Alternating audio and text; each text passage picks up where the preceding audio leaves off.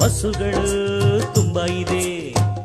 ಸ್ನೇಹಿತರಿಗೆ ಜಾಗರಣೆ ಜಾಗ, ಬಂಧುಗಳಿಗೆ ಶಾಸ್ತ್ರಗಳ ಯೋಗ.